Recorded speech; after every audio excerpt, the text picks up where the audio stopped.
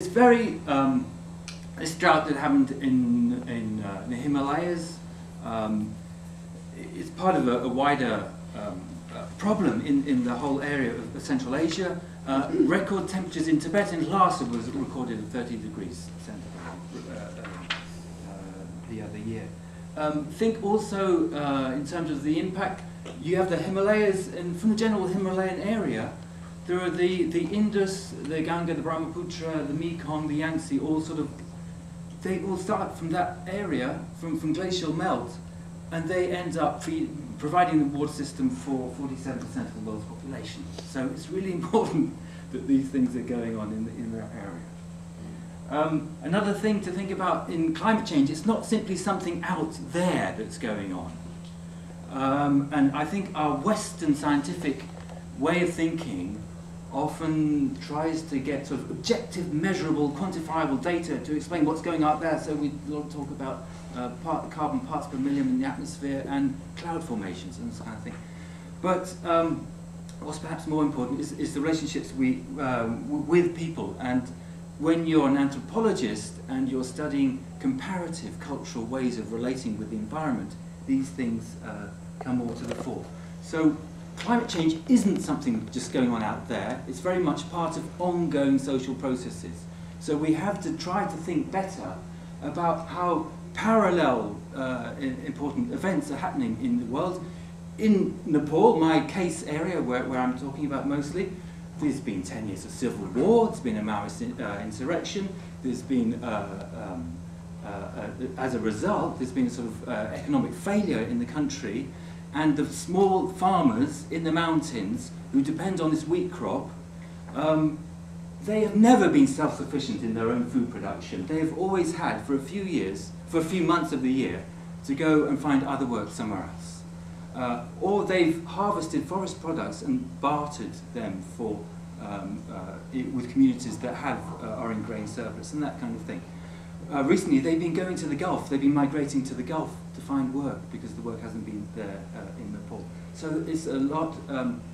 So the very possibility of them having a sustainable livelihood system is dependent on global labour migration patterns. So it's all incredibly complex when we start looking at these interrelationships. But the one thing we can learn, I think, is to think relationally about people and communities and food, and the kinds of knowledge they have. Now, when these droughts were happening and the forests were on fire, the people in the village, they told me, Ben, look, what's happened here is that there are these territorial gods, okay? And they are marked by cairns of stones and sacred groves of trees around them where these god sites, territorial deities live. And possibly somebody has lit a fire or let some fire escape, and the fire has spread, etc. It's got into the sacred grove of this local territorial god, and that god then got angry and sent these harsh winds, which blew and extended the forest. So what people are basically attuned to is some connection between themselves and their local environments as a sentient ecology. It's something that's very much alive. And they are not seeing the world out there as something that is only knowable through measurements and quantifiable data. It's something that they expect a sort of very personal, sentient interaction with.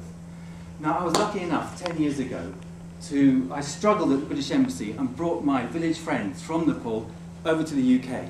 When I moved to the Pennines, into West Yorkshire, and my friends arrived for 6 weeks, and they saw the steep hillside and said, right, we're going to make some terraces and grow food here.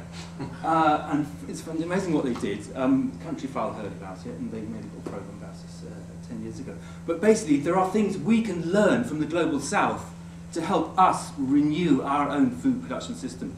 So up there in the Pennines, on these terraces, I've kept them going.